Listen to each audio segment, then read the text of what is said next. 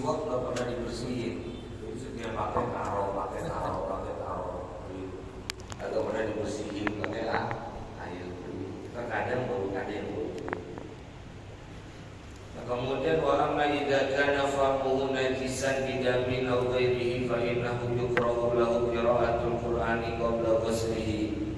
Adapun apabila ada famuhu mulutnya orang najisan, ialah ada najisnya bidamin dengan sebab darah aw ghairihi atau selain darah, fa innahu maka sesungguhnya yukrahu dimakruhkan lahu bagi orang qira'atul qur'ani apa membaca Al-Qur'an qabla ghuslihi sebelum dia basuh mulutnya.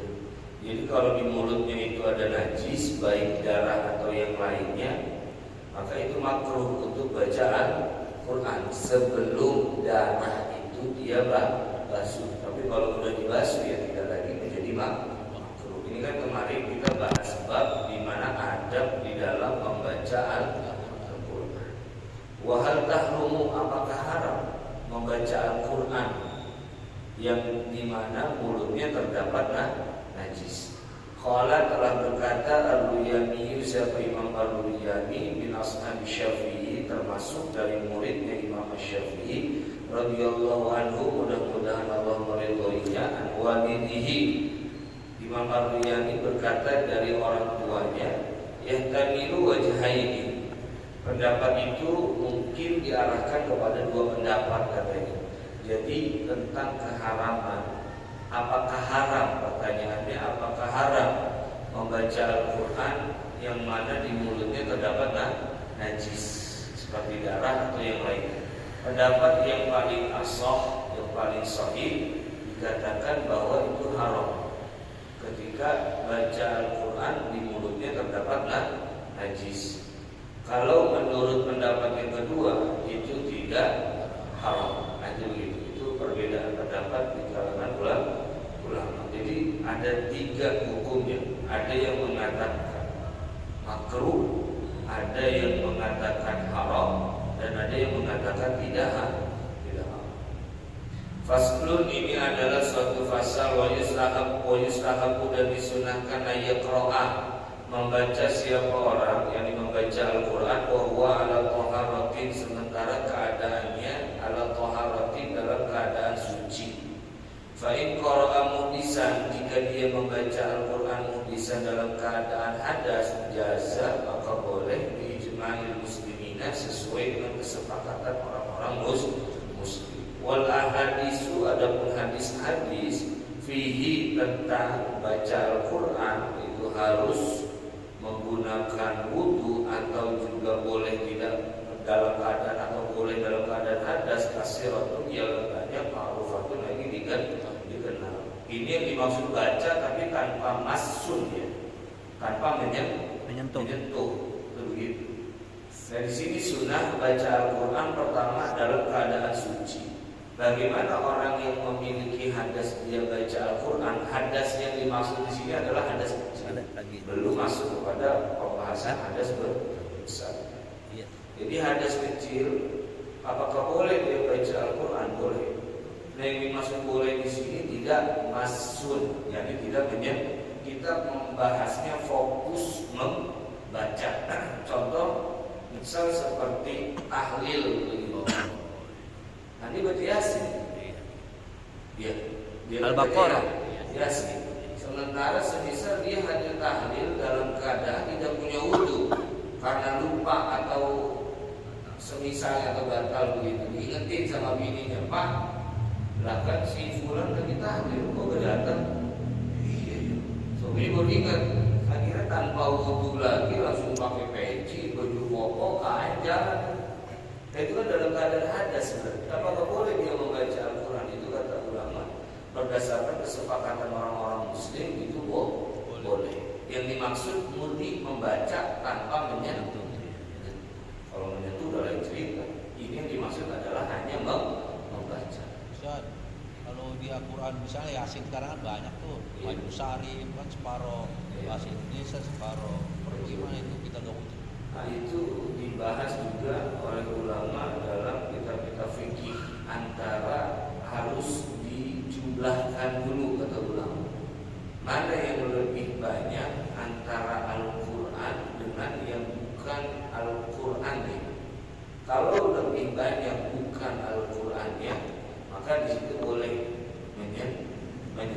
walaupun semisal tidak memiliki wudu.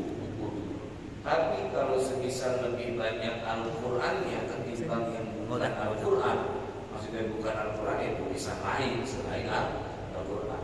Maka di sini terjemah untuk di situ tidak boleh ketika yang lebih banyak adalah Al-Qur'an.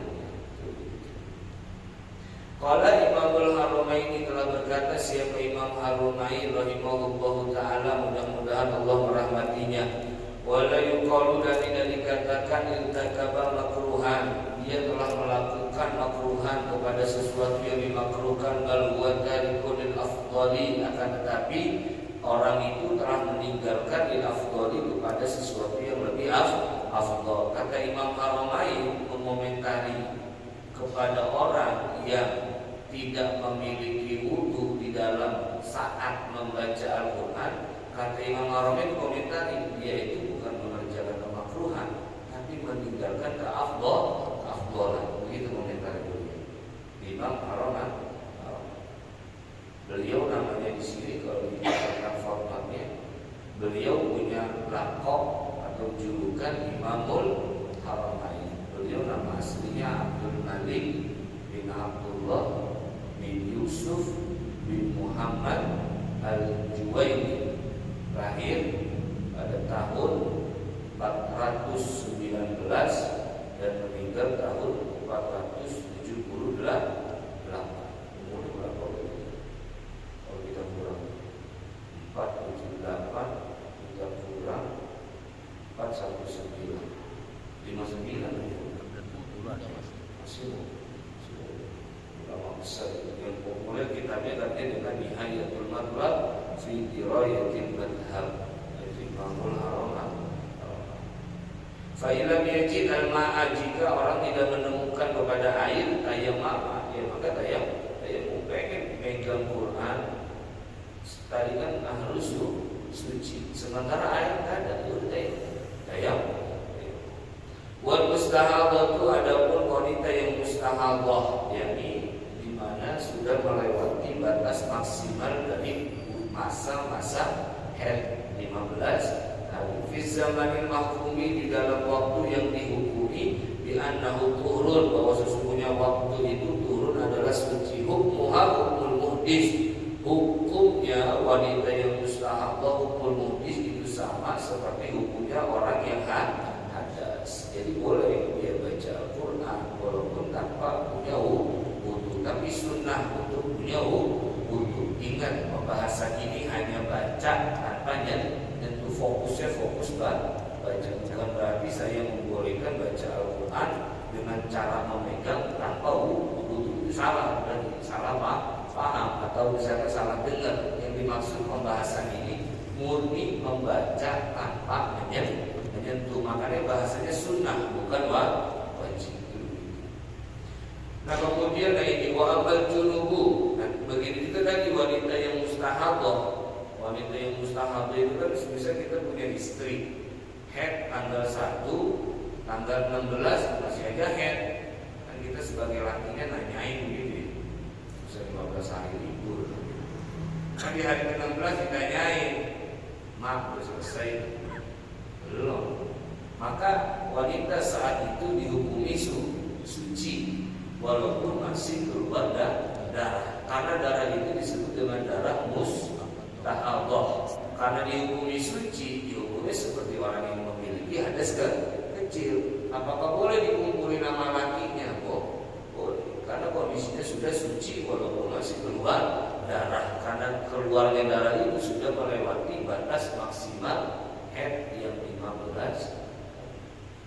Wa amal junubu wal haidu fa innahu yahrumu alaihi qira'atul Qur'ani, adapun orang yang junub dan wanita yang haid, fa innahu, maka sesungguhnya yahrumu haram alaihi atas keduanya, orang yang junub dan wanita yang haid, haram qira'atul Qur'ani, membaca Al-Qur'an, sawa'un, sama halnya, karena ada apa membacanya itu ayatan ialah satu ayat, atau aqalla atau kurang minha dari satu ayat. Itu kalau orang junub sama wanita haid nggak boleh baca, nggak boleh baca. Hukumnya haram, baik yang dibaca itu satu sama. Karena yang dihukumi di sini adalah yang diharamkan adalah membaca. Nah, wa yajuzu dan boleh lahuma bagi orang yang junub dan wanita yang haid ijra'ul Qur'ani ala qulubihima, menjalankan Al-Qur'an ala qulubihima atas hati keduanya, yakni orang yang junub dan wanita yang haid, min ghairi talaffuzin bihi, tanpa melafazkan bihi dengan Al-Qur'an. Nah, kalau kata Imam Nawawi masih boleh, tapi hanya dijalankan di hatinya. Itu begitu. Tanpa dilafazkan oleh lisannya bagi wanita yang haid dan orang yang junub. Nah, itu begitu. Semisal kita punya anak begitu ya, hafal Quran, kalau nggak murojaah selama 7 hari hafalannya bisa hilang. Nah, itu murojaahnya caranya dengan hati, tidak dilafazkan dengan lisan.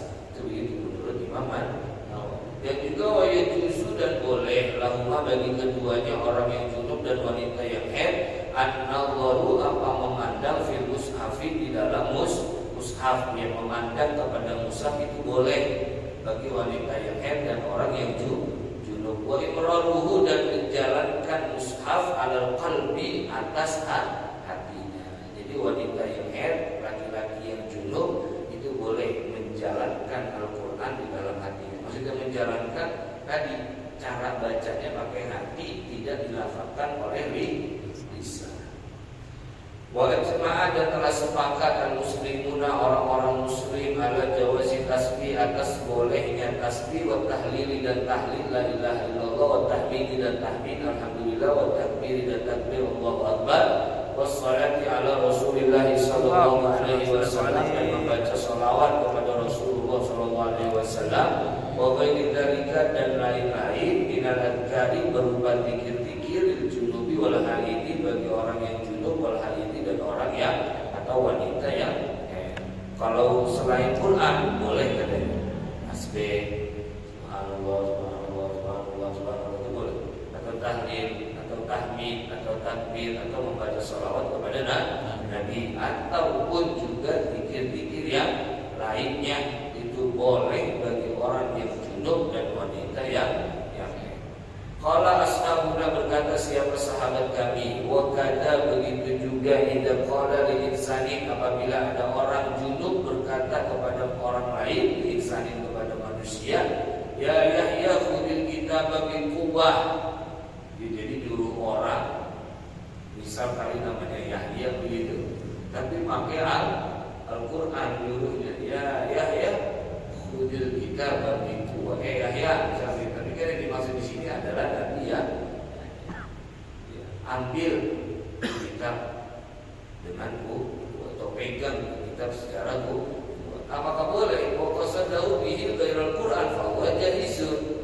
Orang yang membaca firman Allah ini maksudnya ghairul Qur'an, bukan Al-Qur'an, fa huwa jaizun, maka itu boleh. Jadi wanita yang haid, orang yang junub, dia membaca Al-Quran tapi tidak dimaksudkan kepada Al-Quran, maka itu boleh. Ya contohnya, ya Yahya khudil kitabah bil quwwah, misalkan diuruh kepada orang, tapi dia tidak maksud itu kepada bacaan Al-Quran.